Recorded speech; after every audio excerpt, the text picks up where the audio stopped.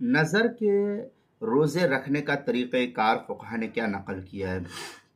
چنانچہ اگر کسی نے متعدد روزوں کی منت مان لی ایک ہی ساتھ، لیکن نظر کرتے وقت یہ نہیں کہا کہ لگاتار یا مسلسل روزے رکھوں گا، یا دل میں مسلسل روزہ رکھنے کی بھی کوئی نیت اس نے نہیں کی تھی، تو اس میں اس کو اختیار ہوگا کہ متعدد روزوں کو ایک ساتھ لگاتار رکھے، یا ایک ایک دو دو کر کے تمام روزے رکھ لے۔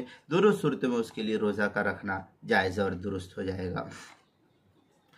دوسری صورت یہ کہ اگر نظر کرتے وقت یہ کہہ دیا کہ متعدد روزے لگاتار رکھوں گا، یا دل میں نیت کی تھی، تو اس صورت میں تمام روزوں کو ایک ساتھ رکھنا لازم اس کے لیے ہو جائے گا، یعنی آج بھی، کل بھی، پرسوں بھی، لگاتار کنٹینیو جس کو کہتے ہیں۔ وقفے سے رکھنا اس کے لیے پھر درست نہیں ہوگا کہ ایک روزہ اس ہفتے میں رکھ لو، ایک روزہ اگلے ہفتے رکھ لو، تو ایسا نہیں ہوگا۔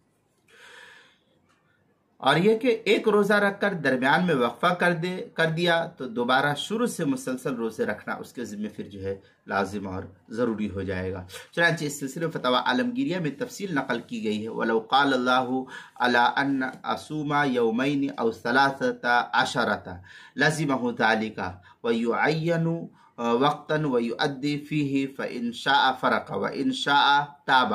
اس طریقے کے الفاظ جو ہے فتاوی عالمگیریہ جلد نمبر 1 صفحہ نمبر 209 پر اس کو جو ہے نقل کیا۔ کتاب الصوم الباب السادس فی النظر کے تحت جو ہے اس کو تفصیل سے نقل کیا گیا، وہاں بھی دیکھا جا سکتا ہے۔ اسی طریقے سے روزے کے مسائل کا انسائکلوپیڈیا، اس کے حروف تہجی نون، عنوان ہے نظر کے روزے رکھنے کا طریقہ، صفحہ نمبر 193 پر اس کو نقل کیا گیا ہے۔